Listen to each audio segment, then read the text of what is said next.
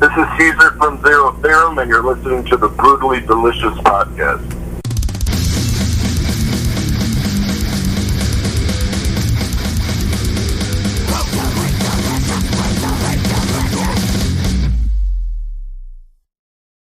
Chris. This is me. Hey, we got Caesar on the line from Zero Theorem. Can you guys hear each other? Yeah. Hey, how's it going? Good, man. How are you? Good, doing well.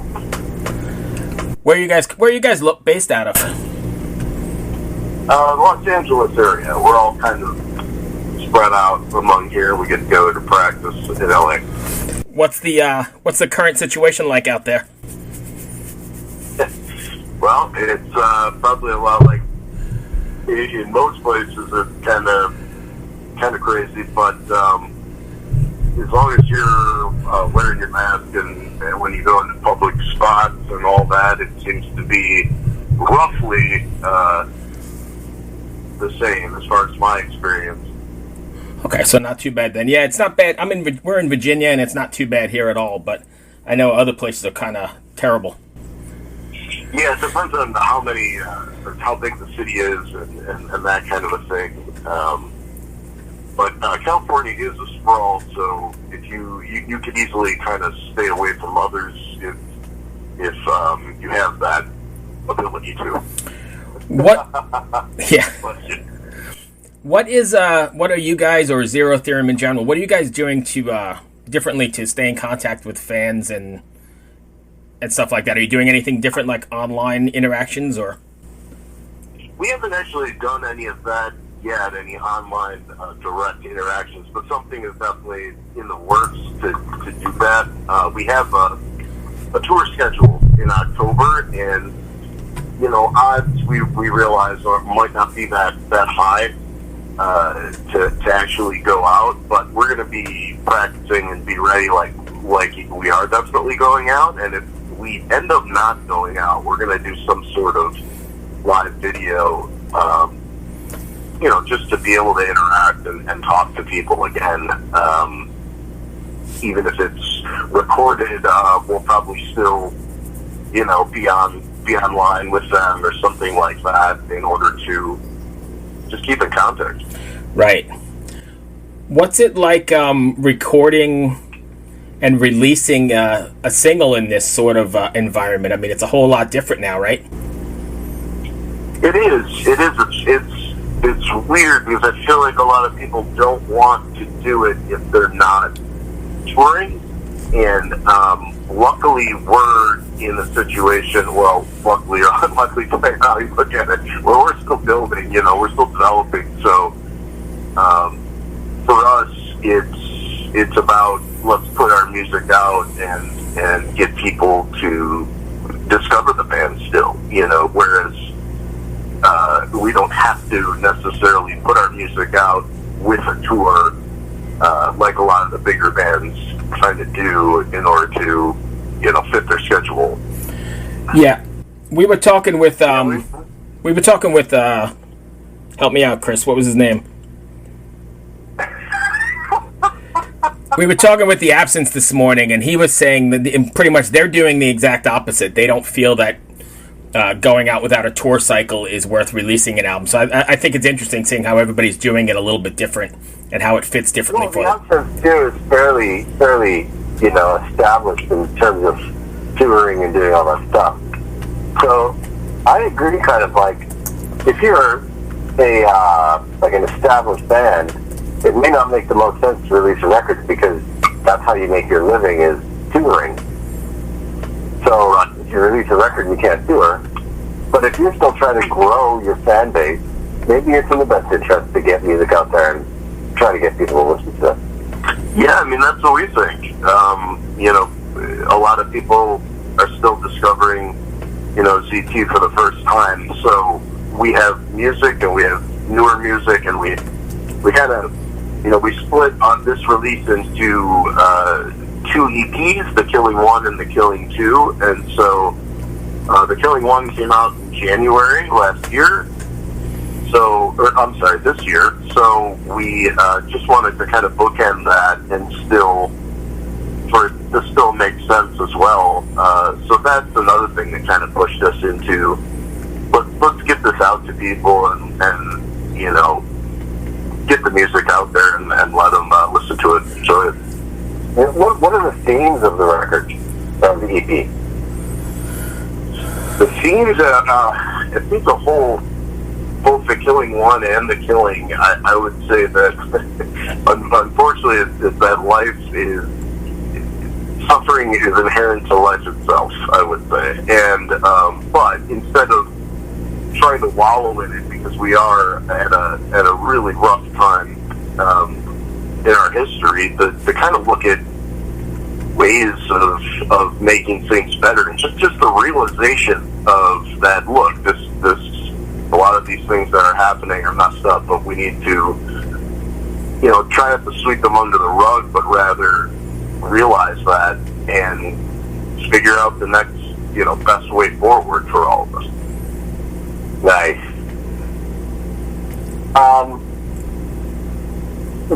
Are you the main lyric writer for the band? I am. It usually starts with me, and the process where my cousin Joe is a songwriter as well and a creative partner, and our producer Kane is also involved. So it's pretty much the three of us doing a lot of the heavy lifting there. What's it like writing with your cousin? Because I've written with friends, and that can get violent. So it's like when they're family. We're pretty respectful when we don't agree with one another, so it's okay. But yeah, it happens. But a lot of the time we're fans of each other's work, thankfully. So we're in agreement of, you know, 80 to 90%, I would say, of things out of the gate, and then we just kind of, you know, battle it out and use Kane as a tiebreaker sort of thing. So. Okay, so what's been the biggest argument you've had when you're writing? And then I'll share mine. The biggest argument I've had, probably just, I would think that it would be a chorus where all three of us were kind of liking one different thing. In particular, I can't remember which song it was, to be honest. It might have been one of our first tracks ever, and needless to say, it still came out good, and we're all, you know, it passes. As long as it passes for all three of us, then that's okay. But yeah, I would say it was definitely along the lines of a chorus where, you know, we're trying to go to that line where it's catchy, but I have this thing where I really like the heavy stuff, and you know, so we're always kind of pushing and pulling on that. But yeah, that's what makes great writing teams, right? Yeah, exactly. Yeah, I remember writing a song, and I played with this drummer who was just like, he had serious anger issues. He was like a nice guy normally, except when he played drums. And then we were writing the song, and he was just playing this part, and I just hated it. I was just like, you're fucking playing it wrong. You need to fix this. And he got so mad at me, and started pulling drumsticks out of his bag and whipping them at my hand. It's like, fuck you. And I started throwing him back, and I dinged his drum kit, and that was the end of it. He left. He walked out of rehearsal. Was that forever thing, or did he ever come back? No, he came back. He came back, okay. Yeah, the next rehearsal he came back. He didn't apologize or anything. He just messaged me and was like, "Is rehearsal on for tomorrow?" I was like, "Yeah." He's like, "Okay, see you there." And that was it. That was it. Yeah. So he would often lose his temper that way, so I've never taken it personally. I was just like, "Oh, what a fucking dick." But anyway, that's why I asked. I've also been part of sessions where I've had a cello player whip their toe at the studio glass and walk out of the studio, and the producer's like chasing them. Wait! So, you know, yeah, thankfully with this grouping, we haven't had anything that dramatic. Well, that's good. That's why I asked, because like And like, if I was writing with my brother, holy crap, we could even never be in a photo shoot because we'd be black and blue from punching each other. And Thanksgiving dinner would be a whole different setup. Oh yeah, Thanksgiving dinner would be crazy. Yeah. Anyway, sorry to go off topic there for the No, I mean, that's what this whole show is about, right? We just go down rabbit holes, and it is what it is. But when you talk about old band drama. Yeah. When you guys are you writing like with the live show in mind, like how it's going to come across on stage, or are you writing the song just for a song's sake and then adapt it to the stage? That's a good question. We've just recently kind of thought about the live show and things that we could add to it. But most of the time we're about the song in the moment. And we want that song to be as good as it can be. And then, live is a place where you could then expand out, whether it be, some sort of instrumental intro or if you want to make the song a minute longer in the middle, that's the kind of thing that we can explore at a later time, usually. Usually it's about the song in the moment. Gotcha. And then do you ever find it difficult, the second part of that question, I guess, then, is taking what you've written and trying to translate it into the live setting? Yeah, I mean, at this stage, I don't think so. I think we've had a nice balance so far. I say that knowing that we haven't played the next EP live except for one time when we played one song, so we'll see if there's any issues there. But most of the time we get a good, we work with our sound man and get a good, we make sure that even if it's not a part that's in the writing process of the song, that we add it in to maybe make it a little fuller here and there throughout the song. Gotcha. Chris? I don't have anything else. I appreciate you joining us today. Hey, thank you guys. I do actually have one other thing. Where can people go find you? Yeah, the easiest place would be zerotheoremband.com because all our sites are on there, socials, etc. But we're on the typical outlets and to listen, Spotify, YouTube, Apple, all that good stuff. Nice. Okay. Yeah, no, I see on your webpage here that you're getting quite a few streams, and that's great to see. Yeah, thank you. It's, we're excited about every step we make, kind of a thing. I was pretty stoked about that video too. Feel the Swarm. That's a pretty cool video. Thank you, man. Yeah, we're excited about. It's our first full on animation video, and I think it's something that we're gonna continue to do, not only for this record, but in the future.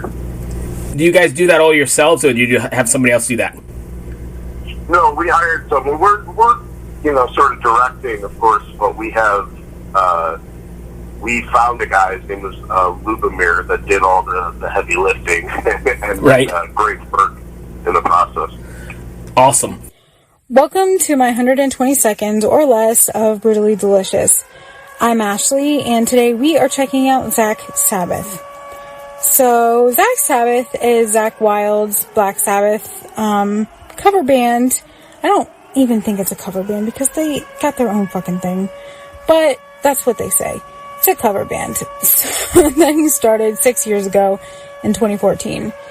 So aside from, Zakk Wylde being one of the greatest guitarists that have ever walked the face of this earth, he's also got two incredible musicians with him, Rob Nicholson and Joey Castillo, which the three of them together are just fire.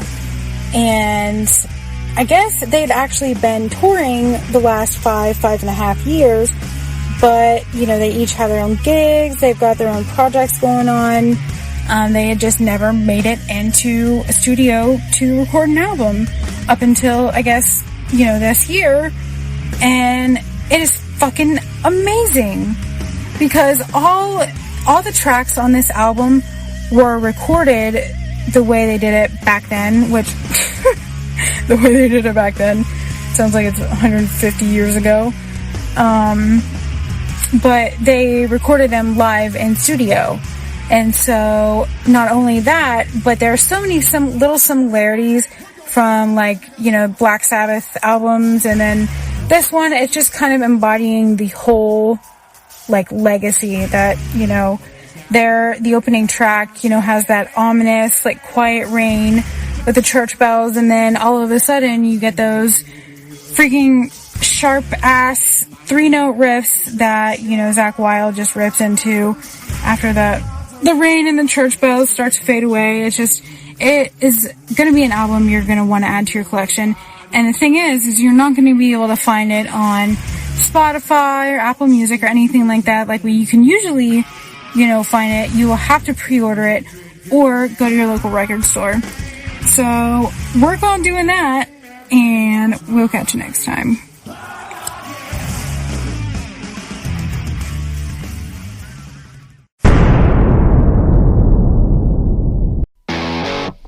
Ever wonder what a punch from Elton John feels like? Or how you'd cope with having turned down the chance to be in Nirvana? Or what signal Keith Richards gives when he wants you to get the hell out of his hotel room? Fans of Too Much Effing Perspective don't have to wonder, because they've heard these exact stories and a jillion others on our podcast. I'm Alex Hoffman, former tour manager for Radiohead. And I'm musician and comedy writer Alan Keller.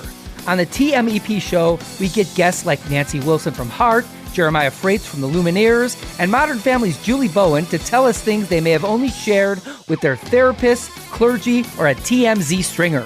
So join us on Too Much Effing Perspective. That's EFFING Perspective. The only podcast you crank up to 11.